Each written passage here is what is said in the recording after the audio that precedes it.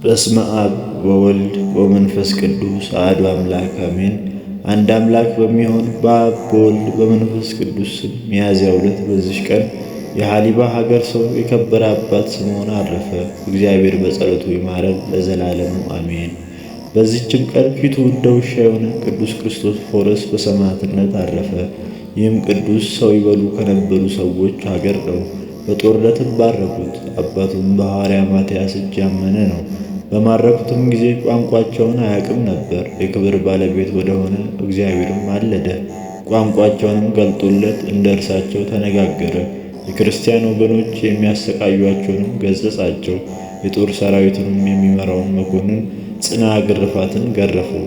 ቅዱስ ክርስቶፎሮስም መኮንኑን የጌታዬ ኢየሱስ ክርስቶስ ትእዛዙ ኃይሌን ባትይዘኝና ባታስታግሰኝ አንተንና ሰራዊትህን ከእኔ እጅ ባላዳናችሁ ነበር አለው።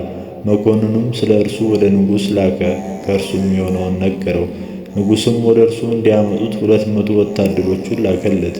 እርሱም ያለ መፍራትና ያለ ማፈግፈግ አብሮአቸው ሄደ።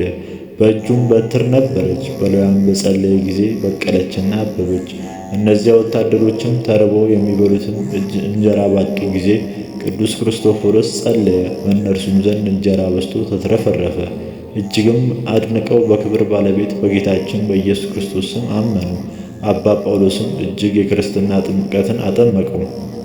ወደ ንጉሡም ፊት በደረሱ ጊዜ ንጉሥ ዳክዮስ ሊያስፈራራውና ሊሸነግለው ጀመረ።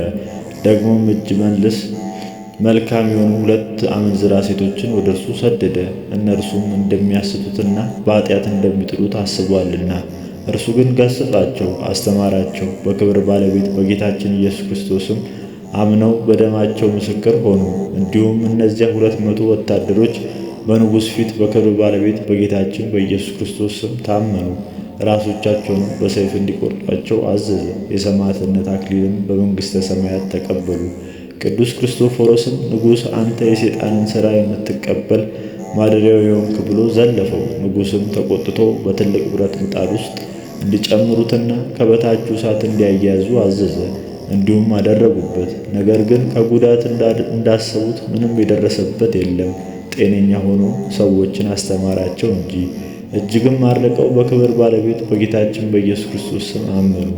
ቅዱሱም ከእሱ ሊያወጡት ወደዚያ ብረት ምጣድ ቀረቡ። ንጉሡም አንገቶቻቸውን በሰይፍ እንዲቆርጧቸውና አዘዘ። የሕይወት አክሊልንም ተቀበሉ። ከዚህም በኋላ ታላቅ ድንጋይ በአንገቱ አንጠልጥለው ከትልቅ ጉድጓድ እንዲጨምሩት ንጉሡ አዘዘ። በጨመሩትም ጊዜ የእግዚአብሔር መልአክ በጤንነት አወጣው። ማሰቃየታቸውንም በሰለቻቸው ጊዜ አንገቱን በሰይፍ ይቆርጡት ዘንድ ንጉሡ አዘዘ። ቅዱሱም በእግዚአብሔር መንግሥት የድል አድራጊነት አክሊልን ተቀዳጀ። ጸሎቱ በረከቱ ከእኛ ጋር ለዘላለሙ ትኑር አሜን። በዚችም ቀን የቃይናን ልጅ የመላልኤል ዕረፍቱ መታሰቢያ ነው። መላልኤልም 135 ዓመት ኖረ፣ ያሬድንም ወለደ። መላልኤልም ያሬድን ከወለደ በኋላ 730 ዓመት ኖረ፣ ወንዶችንና ሴቶች ልጆችን ወለደ። የመላልኤልም ዕድሜ መላ ዘመኑ ሁሉ 895 ዓመት ነው። ይኸውም ሚያዝያ 2 ቀን በእሁድ ዕለት ሞተ። በማከማቻም ውስጥ ቀበሩት። የፈጣሪው በረከት በላያችን ላይ ትኑር ለዘላለሙ አሜን። ጌታዬ ሆይ ከብልጽግናቸው ብዛት የተነሳ ብዙ መባ ከገቡልህ ይልቅ የድሃይቱን አነስተኛ መባ እንደተቀበልክ ለሁል ጊዜ የሚያገለግልህን አላፍ መላእክት እያሳሰብ በችግሬ ጊዜ የማቀርብልህን ምስጋና ተቀበል። እናንተ ቅዱሳን ነቢያት፣ የወንጌል ሰባኪያን ሐዋርያት፣ ሰማዕታት፣ ጻድቃን፣ ትጉሃን መላእክት፣ ፍጹማን ደናግላል እንዲሁም ደጋጎች መነኮሳት ሆይ ልጅ አዋቂ ሳይለይ የምንሰበሰብበትን የጉባኤ ቦታ ባርኩ። ይህን መጽሐፍ ወረቀት አዘጋጅቶ ብራና ዳምጦ የጻፈውንና ያጻፈውን ከግዕዝ ወደ አማርኛ የተረጎመውን ቃለ ንባቡን በእርጋታ መንፈስና በተመስጦ ሕሊና ያዳመጠውን በደለኛን ሁሉ የምታስምር የጌታ እናቱ ማርያም በጸሎተ ኢየሱስ ክርስቶስ በአንድነት ይማረን፣ በአንድነት ይማረን። እግዚአብሔር አምላካችን አቤቱ እግዚአብሔር አምላካችን በቅዱሳን ረድኤት በረከት ይክፈለን። ወስብሐት ለእግዚአብሔር አሜን።